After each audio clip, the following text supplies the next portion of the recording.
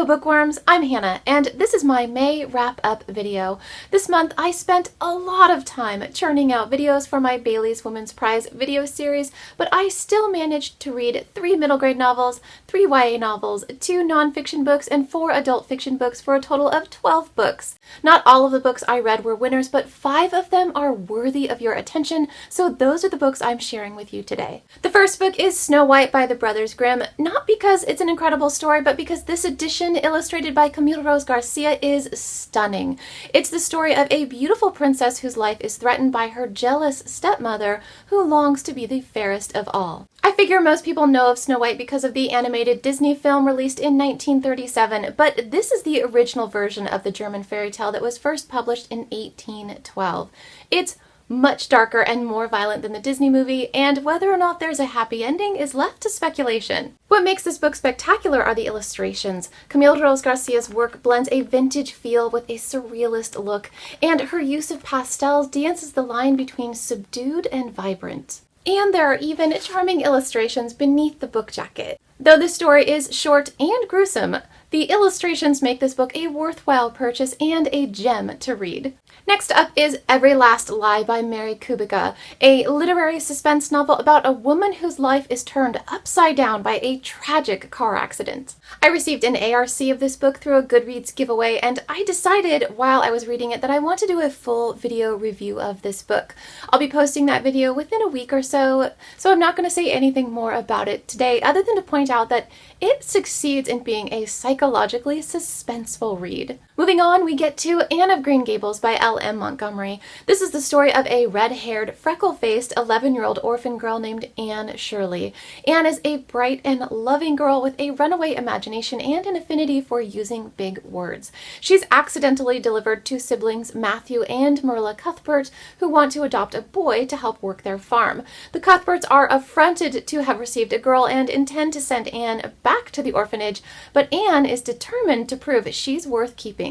I first read this book when I was a little girl and loved it. I decided to reread it before watching the Netflix adaptation, Anne with an E.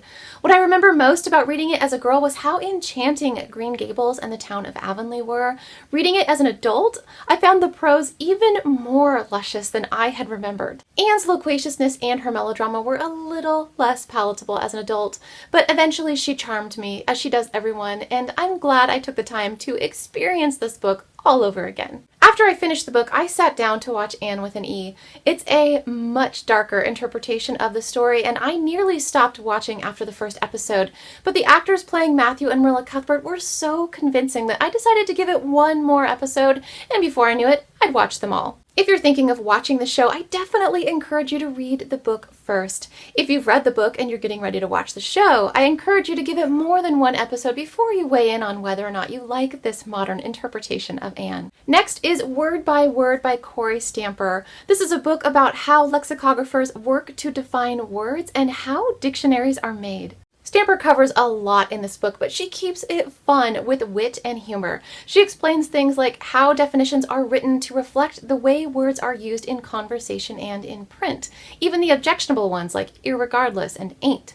She gives an informative explanation of why nuclear appears in Merriam-Webster's dictionary as an alternative pronunciation of the word nuclear. And, among other things, she touches on the etymology of words, from the origin of the word sideburns, which ties back to a Civil War officer named General Burnside, to pumpernickel, whose German origins mean fart goblin. Stamper uses a fair amount of advanced vocabulary, as you might expect, given her profession, but it's never overbearing, and some of the time she even includes footnotes with definitions.